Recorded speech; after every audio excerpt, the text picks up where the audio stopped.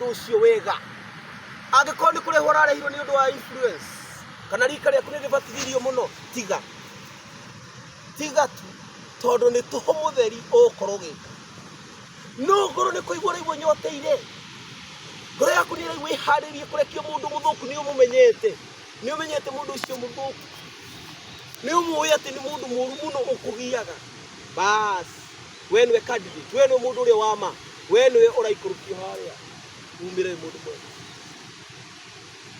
na nego cia yero thimi tondu brother ria araigwa githweri ndio tuma acio mbere tukore githweri karibu ndugu.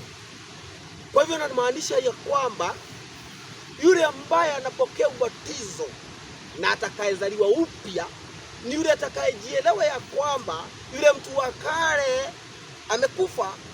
Wewe umekuwa umekufa kwa ajili ya dhambi, basi unataka kumtoa yule mtu wa kale ujivike mtu mpya aliyeumbwa kwa mfano wa baba yetu katika hali ya utakatifu, ukweli na uteua. Kwa hivyo nimwambia nyinyi candidate, nyinyi mmekuja hapa mkuteta hapa kwa mto, ikiwa hujataalika vile tafadhali wacha. Kwa sababu kile kitendo ni tu kwa maji, basi utatokea tukio yule. Lakini kama uko na kiu, basi umeelewa ya kwamba huyu mtu nimembeba, huu mzigo nimeubeba ni wa dhambi mzito zaidi na matendo yake ni mabaya, umekata kauli ile ukaamini ya kwamba Yeshua atakufanya uwe mtakatifu, basi wewe umekubalika. Na hakuna chochote kinachotakaza kuzuia kuingia katika maji ubatizwe. Utokee ukiwa kiumbe kipya, utazalia masihi mazao. Hivyo sije ikawa kama ninyi vijana eti Yakobo umeona lika yako wamebatizwa wote, sasa ukaona hata mimi wacha nibatizwe, basi hakuna kitu utapokea. Lakini ikiwa umejielewa ya kwamba huu mzigo nimembeba ni mzito sana na masihi sijiwezi, mimi mnyonge, najaribu kutendea haki siwezi, basi utajipatiana kwa masihi na atakupokea na atakuzaa upya, utakuwa kiumbe kipya na utaishi sasa katika hali ya uteua, katika hali ya kumpendeza masihi, katika kuzaa mazao ya utakatifu maishani yako yote mpaka wakati masihi atakaporudi, ama ulale kaburini utafufuka na urithi ufalme wa milele katika masihi. Kwa hivyo haya ni baadhi ya maneno iko nataka tuongee kidogo kabla hao wengine, kwa sababu wamefika.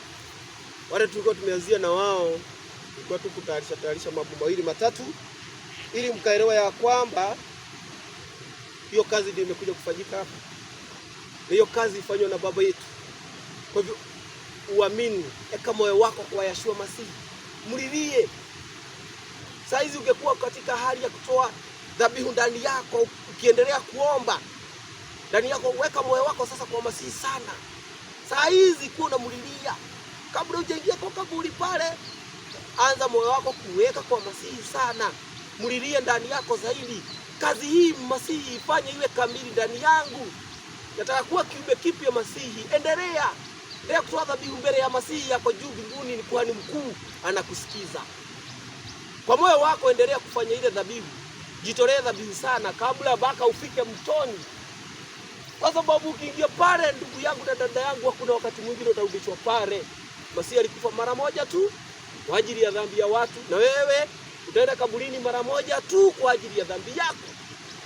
Ukamkabidhi Masihi ili ukaamuka ukawakimbia kiumbe kipya katika maisha haya, ukazalia Masihi mazao. Kwa hayo na mengine machache ama mengi itaongolewa hapa. Acha kwanza nikomee pale.